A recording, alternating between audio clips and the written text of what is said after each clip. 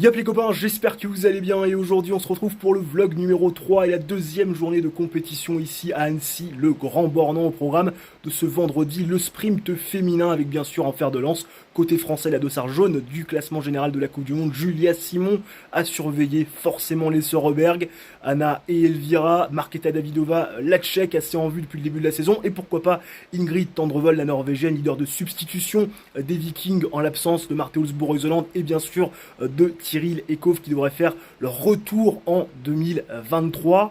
Le temps est maussade, beaucoup de brouillard. Hier, il pleuvait des cordes comme vache qui pisse, hein, certains diront. Là, il y a le brouillard. Normalement, pas de pluie ou de neige.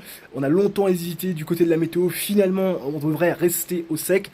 Mais le brouillard est assez dense. On espère que ça va se lever et nous, on va prendre la direction du stade sans tarder.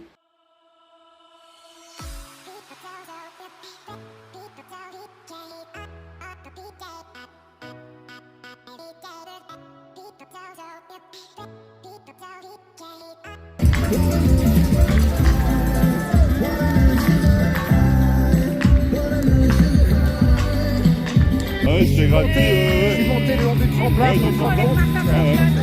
Bon, faut y aller, faut sortir.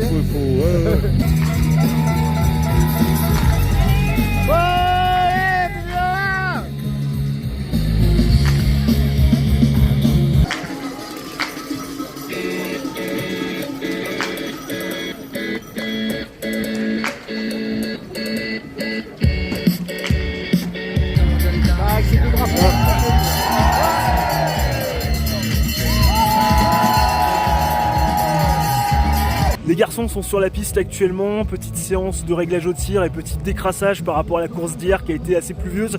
Ils ne sont pas trop éternisés non plus, on a vraiment senti que hier c'est leur resté quand même un petit peu dans les pattes. On a quand même pu voir Johannes Stignesbø, on a quand même pu voir nos Français, quelques Suédois.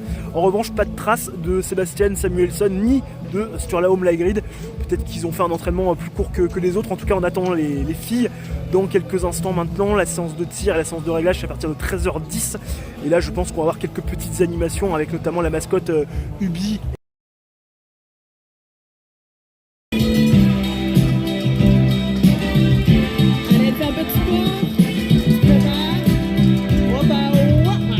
Wow, Ubi, on peut dire le Ubi qu'on aime, le Ubi qui bataille, le Ubi qui en veut, qui arrive avec un serviette qui a mouillé le maillot déjà pour s'échauffer, pour être au taquet.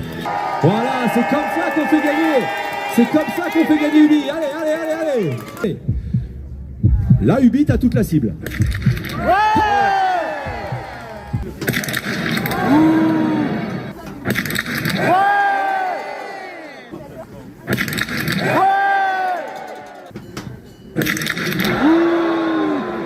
Mais quand même, ça se voit qu'elle a bien dormi hein, aujourd'hui. Hein.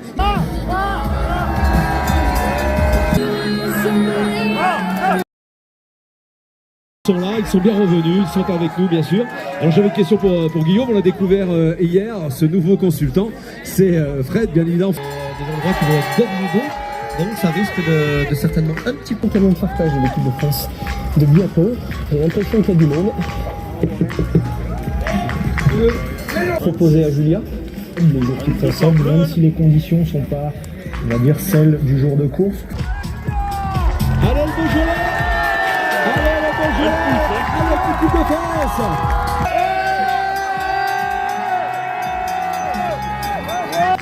Maintenant, si vous avez suivi un petit peu nos vidéos explicatives, on est allé dans les cabines de fartage, on a vu ce qu'est...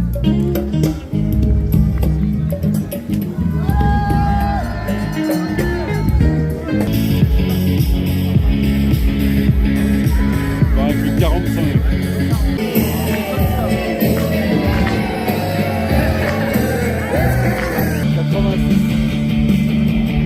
Let me show you.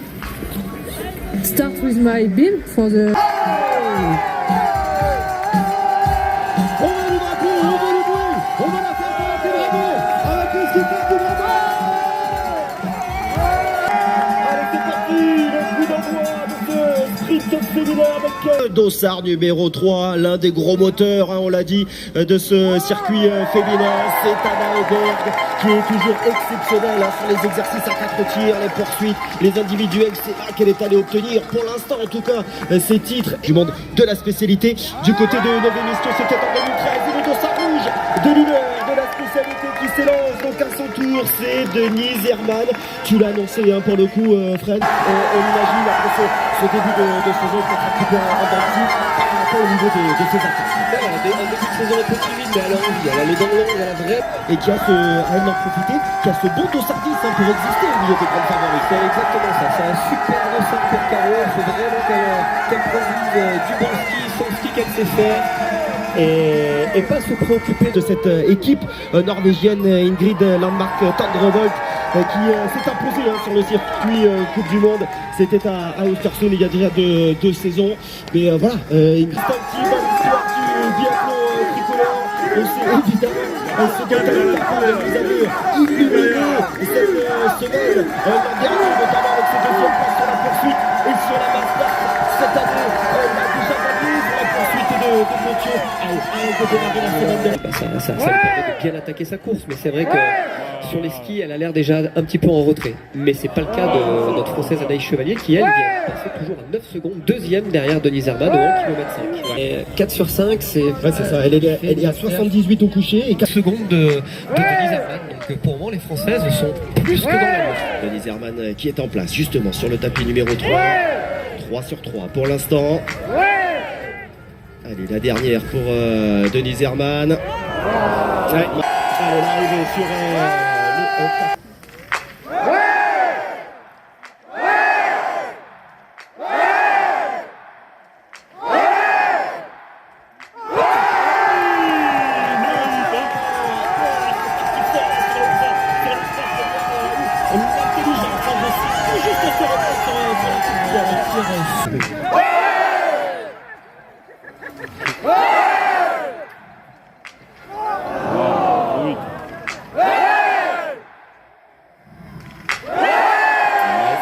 Le plein sur le tapis numéro 2, c'était son parti vraiment très fort sur ce début de sprint. Hein. Très très fort.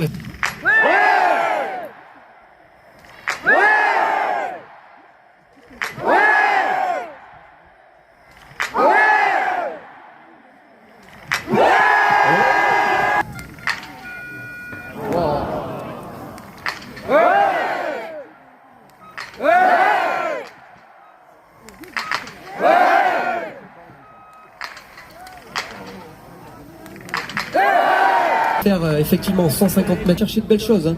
Elle va rivaliser certainement avec une Denise Herrmann hein. Ouais. Vraiment énormément travaillé son finish de course.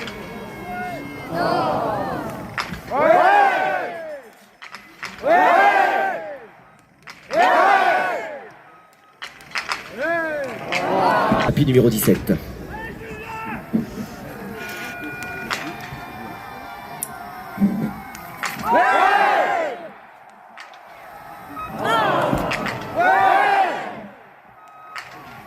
Oh, c'est pas vrai. Accompagné évidemment Julia qui va sortir de cette sixième. Pour Dorothée Aguilera de se coucher.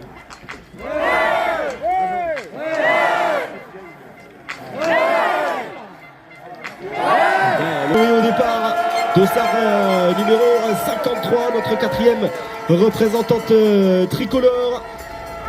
Allez, on sait qu'elle est en forme, cette dernière boucle, à chaque fois qu'elle est au rendez-vous, ce qui peut-être par le passé est un peu chiant un petit peu, mais voilà.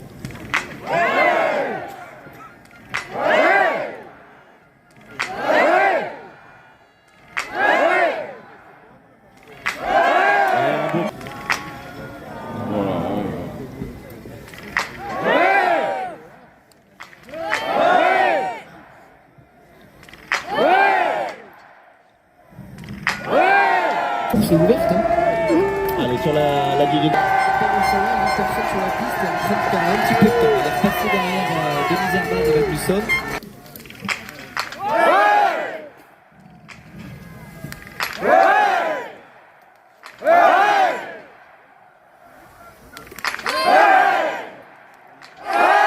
Au coucher, sans coucher, numéro 72, tapis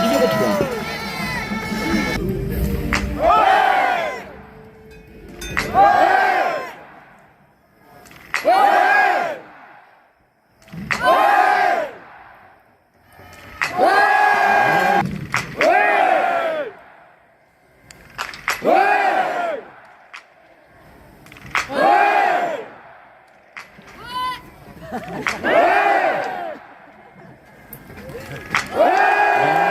la part de Sophie, je pense qu'elle est vraiment dans la bonne dynamique. Elle a pris cette course comme il fallait le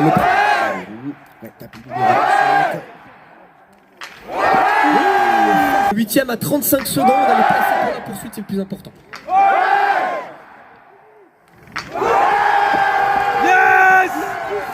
Magnifique, qui va ressortir très loin du podium provisoire.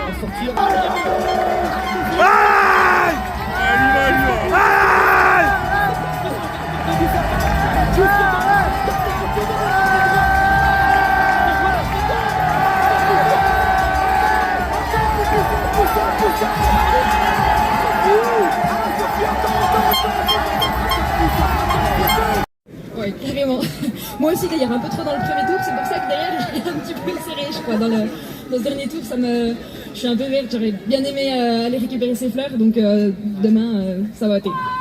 Les protocolaires de la Coupe du Monde de biathlon, BMW, IBU, Annecy le Grand Bornand, sprint dames. Ladies and gentlemen, the World Flower Ceremony for the BMW RB World Cup in Annecy le Grand Bornand, sprint women. Third place, representing Germany, Denise Hermann Wick.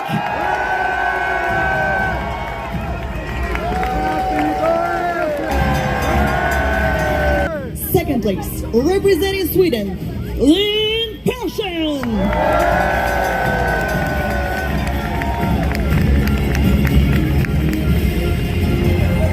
Présentant la Suède, Anna Magnusson.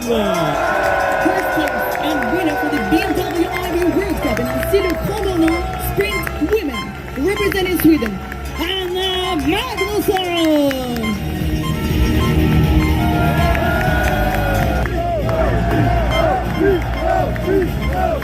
Podium sprint women. À la 4e place, And now to complete it. représentant la France. And now to complete the world ceremony in fourth place, representing France, Sophie Chauvet.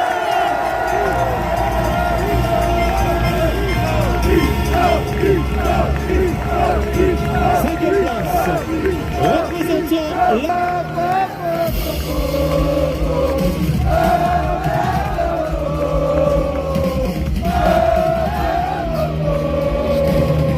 Le public t'a vraiment aidé? Ouais, le public m'a vraiment aidé. Je suis sortie du Tour de France tellement j'étais sur un nuage, je ne croyais pas ce qui se passait. Donc je me suis fait vraiment plaisir et ils m'ont vraiment aidé à avancer dans le dernier tour quand j'avais très mal aux jambes. Ça y est les gens, fin de la seconde journée donc du sprint féminin qui avait lieu ce jour. Doublé suédois à l'arrivée, Magnusson devant personne. Podium complété par Denise Hermann, l'allemande, qui, je rappelle, était leader du classement de la spécialité. Avec un 9 sur 10, elle va compléter ce podium et se rapprocher très dangereusement de Julia Simon au classement général. Il n'y a plus que 33 ou 36 points entre les deux au moment où je vous parle. Julia Simon qui s'est un petit peu ratée puisque 2 tours de pénalité sur son debout. Elle reste à 100% de réussite sur le coucher, mais c'est vrai que sur le debout c'est un petit peu coincé. Julia qui termine 15e. Bon, on va quand même se satisfaire d'un bon petit tir groupé français puisque Lou Jean Monod termine 8e. On a également une autre française qui termine 10e et puis surtout la 4e place de Sophie Chauveau. Sophie Chauveau qui est un petit peu la locale donc de l'étape puisqu'elle est licenciée au club du Grand Bornand et Sophie Chauveau est allée chercher une magnifique 4e place avec un 10 sur 10 derrière la carabine. C'était pas simple notamment pour le tir debout puisque au moment où elle s'apprêtait à tirer ses premières balles, Lou Jean Monod arrivait sur la ligne d'arrivée et forcément il y avait énormément de bruit. On a longtemps cru au podium pour Sophie puisque c'est vrai qu'il y avait un moment donné où elle était 2e à 10 secondes et puis finalement dans le dernier kilomètre elle a perdu toute son avance et malheureusement elle va mourir à quelques secondes de la 3e place et donc du podium. C'est dommage c'est sûr, mais franchement il y avait une grosse ambiance, elle a été encouragée du début à la fin, je pense qu'elle a vibré. Elle a même dit à un moment donné, notamment à l'issue de son tir debout, qu'elle avait commencé à pleurer, les larmes avaient commencé à monter. C'est un petit peu logique, hein, je veux dire, il y a quand même une ambiance de ouf. Tout le monde était derrière elle lors du dernier tour. Malheureusement, il y en a un petit peu manqué dans le dernier kilomètre, elle s'est un peu écrasée. mais c'est quand même une fantastique performance. Elle a été félicitée bien sûr par le staff, par toute l'équipe de France, et on espère demain sur la journée des poursuites avoir des Français et des Françaises capables d'aller chercher un podium, parce que pour l'instant, même si on s'en rapproche de la boîte, eh bien toujours aucun athlète français sur les marches du podium, et pourquoi pas la plus belle, ça serait intéressant de le faire, même si côté masculin ça sera compliqué puisque demain les Norvégiens vont partir avec beaucoup d'avance, mais en tout cas pour le podium chez les hommes comme chez les femmes ça va être ouvert, et je pense que on va s'attendre à une ambiance de ouf et surtout une belle remontée de notre tricolore. En tout cas c'est ce qu'on espère. Moi je suis sur le chemin donc du retour vers le chalet, on va essayer de se poser un petit peu, on n'a pas eu trop froid, il y a eu quelques gouttes de pluie mais rien de bien méchant, donc là on va tranquillement recharger les batteries sur le canapé pendant quelques heures avant de redescendre à nouveau direction le village pour le repas du soir. Et bien évidemment je ne manquerai pas de vous communiquer, vous faire partager les suggestions de la soirée.